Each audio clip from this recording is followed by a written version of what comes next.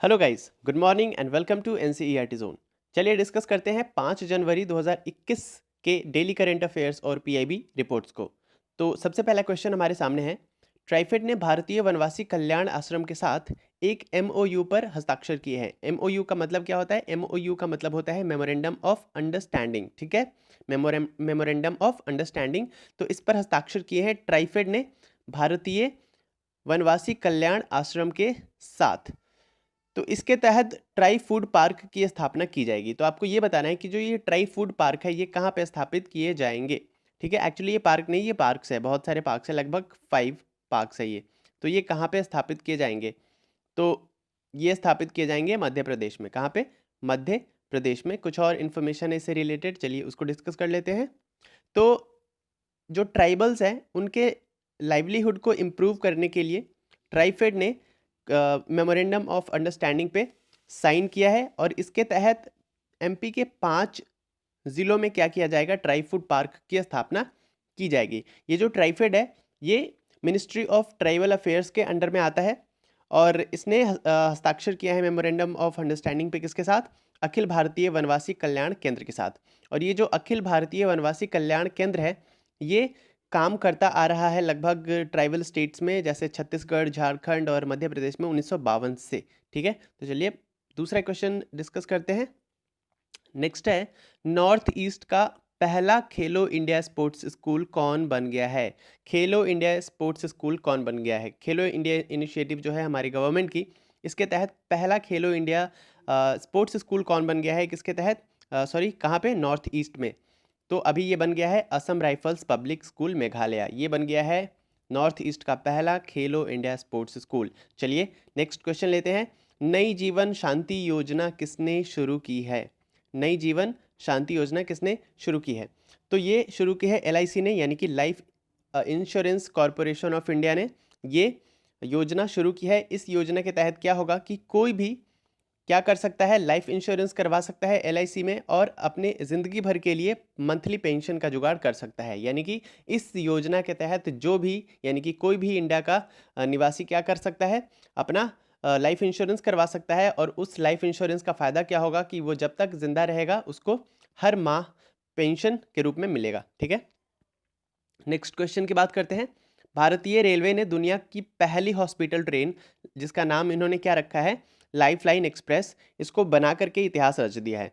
तो आपको ये बताना है कि वर्तमान में रेलवे बोर्ड के अध्यक्ष कौन है।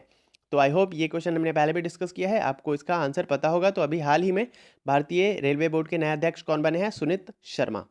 चलिए, और इस रेलवे का क्या काम होगा? ये जो अभी रेलवे बना है, हॉस्पिटल ट्रेन बना है लाइफ लाइन एक्सप्रेस, इसका काम क्या होगा कि ये जो भी सुदूर एरियाज़ है ना, जो दूर दराज के इलाके हैं जहाँ पे हॉस्पिटल की सुविधाएं कम है, ठीक है, तो उन एरियाज़ में ये ट्रेन जाएगी और वहाँ पे लोगों को मुफ्त में वहाँ के लोगों का इलाज करेगी। ओके, नेक्स्ट क्वेश्चन है, विश्व ब्रेल दिवस कब मनाया गया है? तो विश्व ब्रेल दिवस मनाया गया है 4 जनवरी को। कब मनाया गया है?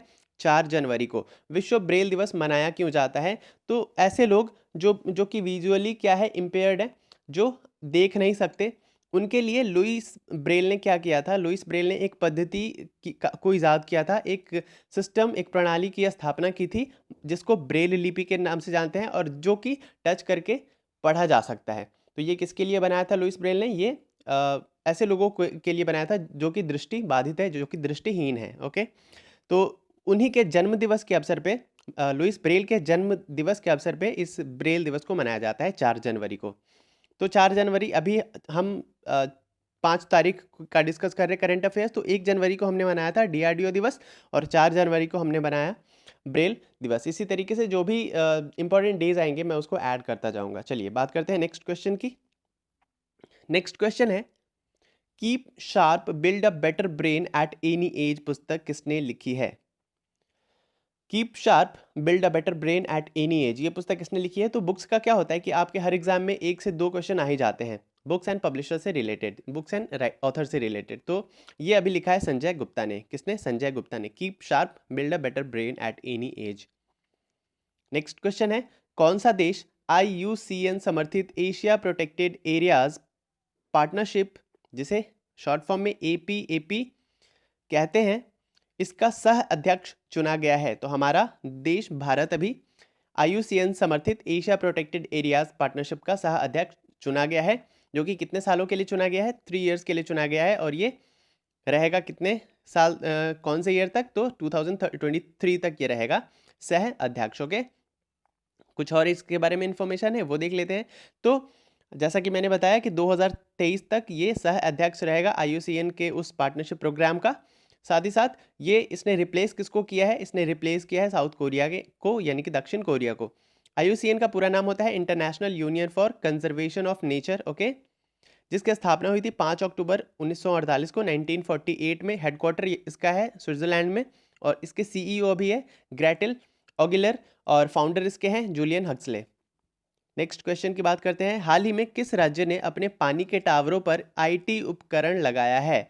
कौन सा स्टेट है जिसने अपने यहाँ जितने भी सरकारी पानी के टंकियां हैं उस पे IT सिस्टम लगा दिया है, उस पर एक ऐसा इक्विपमेंट लगा दिया है जिससे क्या पता चलेगा कि पानी का सप्लाई कहाँ से कितना हुआ और पानी का सप्लाई कहाँ कहाँ पे हुआ, यानी कि पूरा लेखा जोखा रखा जाएगा पानी कहाँ से आया और कहाँ कहाँ सप्लाई किया गया, ताकि पानी के वेस्टेज को क्या किया जा सके, कम किया जा सके। तो ये काम किसने किया है? ये काम किया है बिहार ने। ओके, तो बिहार ने अपने जितने भी वाटर टावर्स है उस पर लगा दिया है एक IT सिस्टम। ओके, बात करते हैं नेक्स्ट क्वेश्चन की। हाल ही में जारी ब्लूमबर्ग बिलियनियर इंडेक्स 2021 में कौन शीर्ष पर रहा है?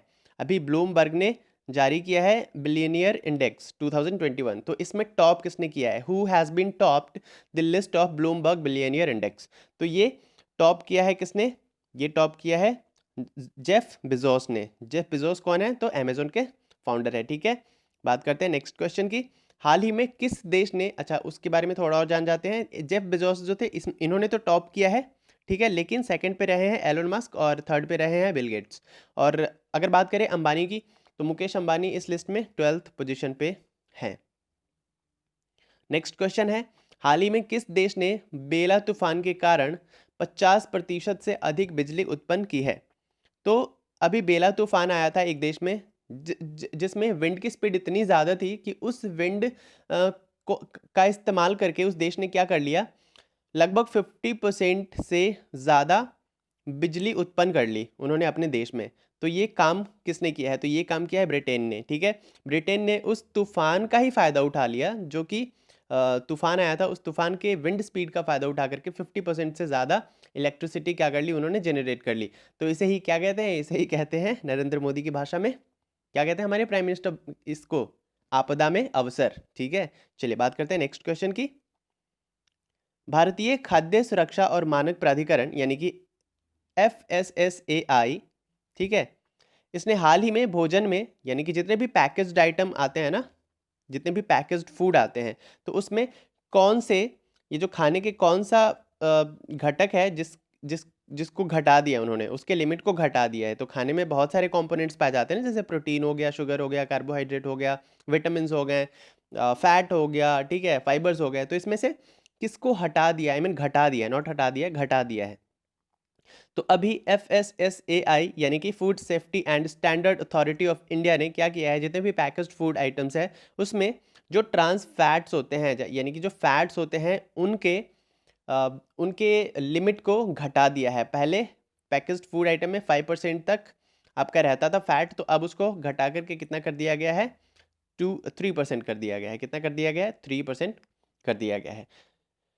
तो आज के करंट अफेयर्स के वीडियो में इतना ही। मिलते हैं नेक्स्ट वीडियो में अगले डे के करंट अफेयर्स के साथ। तब तक अगर आपने अभी तक NCERT जोन को सब्सक्राइब नहीं किया है तो प्लीज़ सब्सक्राइब कर दीजिए। डू लाइक, कमेंट करके बताइए कैसा लगा हमारा ये वीडियो, और शेयर मैक्सिमम कीजिए प्लीज़। चलिए मिलते हैं, तब तक के लिए धन्यवाद। Take care, bye bye.